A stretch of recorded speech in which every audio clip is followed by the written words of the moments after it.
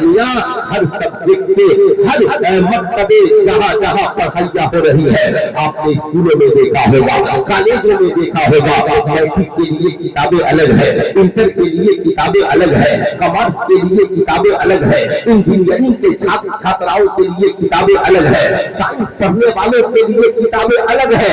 ایسا نہیں ہوتا کہ میٹرک والا انٹر کی کتاب پڑھے گا، انٹر والا بی اے کی کتاب پڑھے گا، کامرس کا اسٹوڈنٹ سائنس کی کتابیں پڑھے گا، سائنس کا اسٹوڈنٹ کامرس کی کتابیں پڑھے گا، انجینئرنگ کا اسٹوڈنٹ ڈاکٹر کی کتابیں پڑھے گا، ڈاکٹر کی پڑھائی پڑھنے والا پروفیسر کی کتابیں پڑھے گا۔ سب کے لیے سلیبس الگ الگ ہے، کتابیں الگ الگ ہے، مگر میں آپ سے پوچھنا چاہتا ہوں کیا دنیا میں کوئی ایسی کتاب بھی ہے کہ کتاب ایک ہے، ڈاکٹر بھی اسے پڑھ رہا ہے، انجینئر بھی اسے پڑھ رہا ہے، پروفیسر بھی اسے پڑھ رہا ہے، سائنٹسٹ بھی اسے پڑھ رہے ہیں، میاں میٹرک میں پڑھنے والا بھی پڑھ رہا ہے، انٹر میں پڑھنے والا بھی پڑھ رہا ہے، ایک میں پڑھنے والا بھی پڑھ رہا ہے، عورت بھی پڑھ رہی ہے، مرد بھی پڑھ رہا ہے، بچہ بھی پڑھ رہا ہے، بوڑھا بھی پڑھ رہا ہے، جوان بھی پڑھ رہا ہے، باپ بھی پڑھ رہا ہے، بیٹا بھی پڑھ رہا ہے، ماں بھی پڑھ رہی ہے، بیٹی بھی پڑھ رہی ہے، ایمان بھی پڑھ رہا ہے،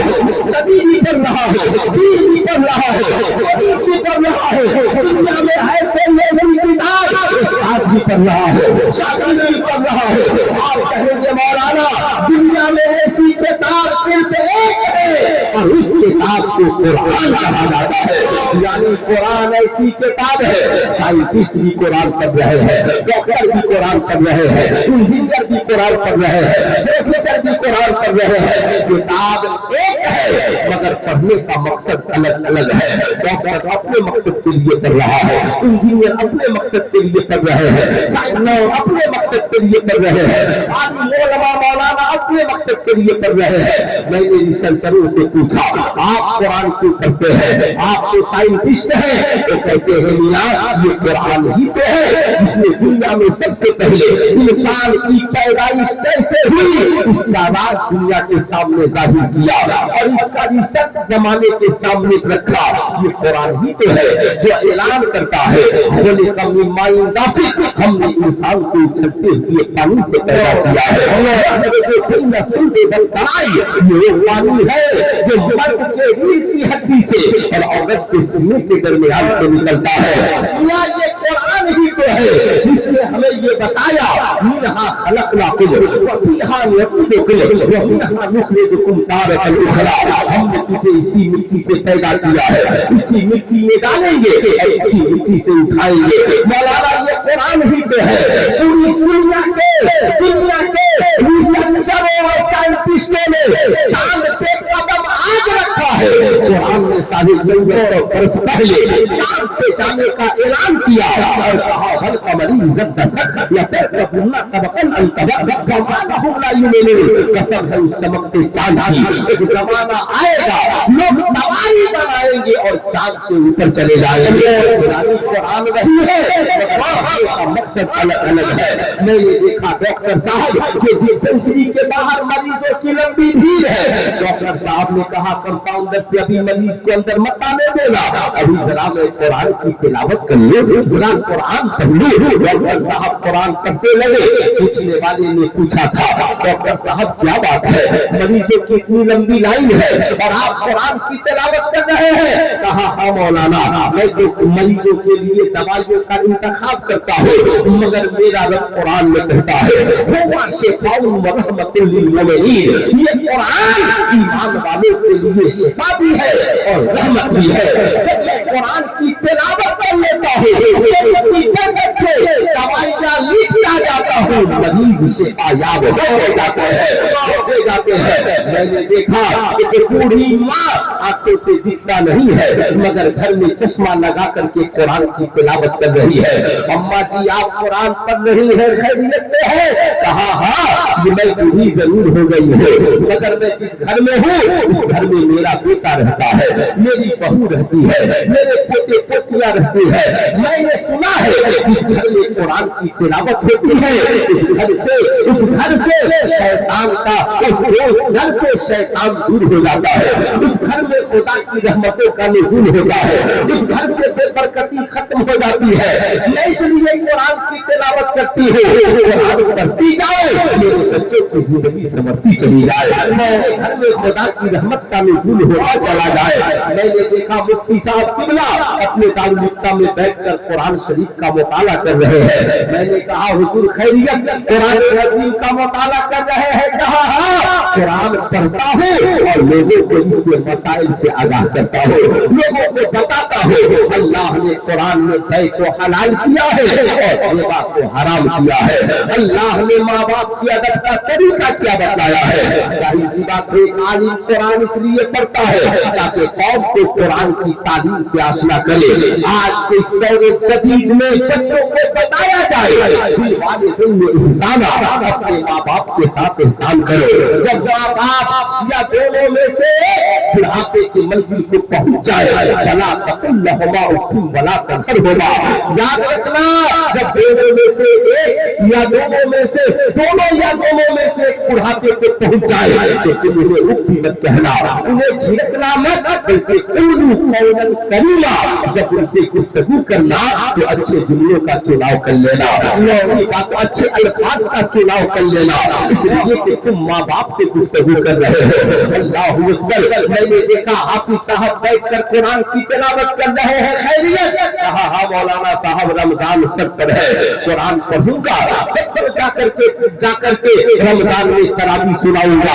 मैंने देखा एक बच्चा कब्रिस्तान में खड़े होकर के बाप की कब्र पे कुरान की तिलावत कर रहा है। मैंने कहा शहजादे खैरियत है, दुनिया में जितनी किताबें हैं वो हिंदुस्तान में पढ़ी जाती है, ये कौन सी किताब है जो आप कब्रिस्तान में पढ़ रहे हैं? कहा मौलाना साहब, दुनिया में जितनी किताबें हैं वो सिर्फ जिंदा लोगों के लिए है, साइंस जिंदा लोगों के लिए है, उर्दू जिंदा लोगों के लिए है, तारीख ज्योग्राफी सिर्फ जिंदा लोगों के लिए है, मगर ये कुरान है, जिंदा पढ़े तो आलिम बनता है, मुहद्दिस बनता है, मुफस्सिर बनता है, कुरान बनता है। मुर्दों के नाम से कुरान पढ़ दिया जाए तो मुर्दे बख्शिश व मग़फ़िरत पाकर जन्नतुल फिरदौस में पहुंच जाते हैं।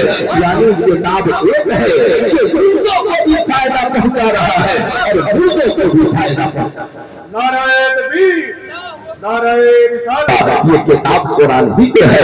माशाअल्लाह, कितने लोगों के घरों में कुरान है? हाथ उठाए, कितने लोगों के घरों में कुरान है? माशाअल्लाह, सबके घरों में कुरान है। माशाअल्लाह, हमारे घर जब बहू अपने घरों से रुखसत होकर आती है तो कुरान लेकर के आती है, जान नमाज लेकर के आती है। ये और बात है कि माँ बाप के दिए हुए हर चीज का इस्तेमाल आज की बेटी ससुराल में करती है, मगर बाप का दिया हुआ कुरान पढ़ती है कि नहीं, इसकी फिक्र उसे होनी चाहिए। या आज का दामाद ससुराल से मिला हुआ हर सामान इस्तेमाल करता है, मगर रुखसती के वक्त ससुराल से उसे कुरान भी मिला था। एक बार पूछिए, क्या जिंदगी में कभी उस कुरान की तिलावत का भी शर्फ हासिल हुआ? मैं आपसे पूछना चाहता हूँ, मेरे दोस्त, ये कुरान है। मियां एक शख्स ने मौलाना अकरम साहब को फोन किया, कहा हजरत एक काम कीजिए, आपके मदरसे से जो बच्चा हाफिज़ कुरान बनकर निकला है जरा उसे मेरे घर भेज दीजिए, मैं कुरान शरीफ लेकर के बैठा हूँ। हजरत ने कहा अच्छा, आप कुरान शरीफ लेकर बैठे हैं, क्या आप कुरान पढ़ना जानते हैं? कहा नहीं जानता। कहा फिर कुरान लेकर बैठे हैं? कहा मौलाना साहब मैं अनपढ़ हूँ, मैं जाहिल आदमी हूँ, मैं पढ़ना लिखना नहीं जानता, लेकिन मैंने पता लगाया कि दुनिया में जितनी किताबें हैं पढ़े लिखों के लिए है, या कोई ऐसी किताब भी है जो अनपढ़ जाहिल को भी फायदा पहुंचा सके?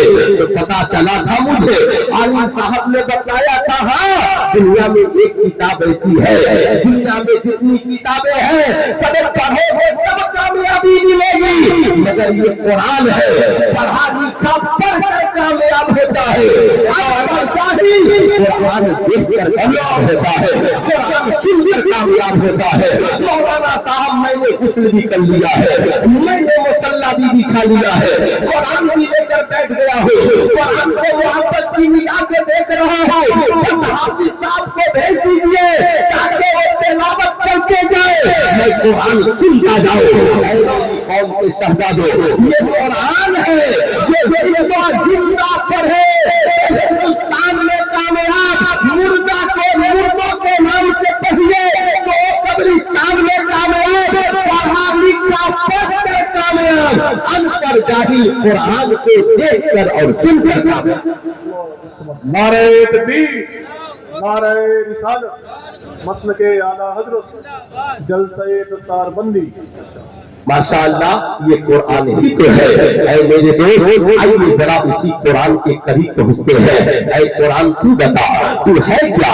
قرآن کہتا ہے ہدی للمتقین، میں خوف رکھنے والوں کے لیے ہدایت ہوں، ہدی للناس، میں لوگوں کے لیے ہدایت ہوں۔ ظاہر سی بات ہے آج قرآن ہمارے پاس ہے، آج قرآن حفاظ کرام کے سینے میں ہے، آج مسجدوں میں قرآن ہے، آج خانقاہوں میں قرآن ہے، آج درسگاہوں میں قرآن ہے۔ یہی اچھا ہوتا کہ قرآن کی تعلیم ہماری زندگی میں آ جائے۔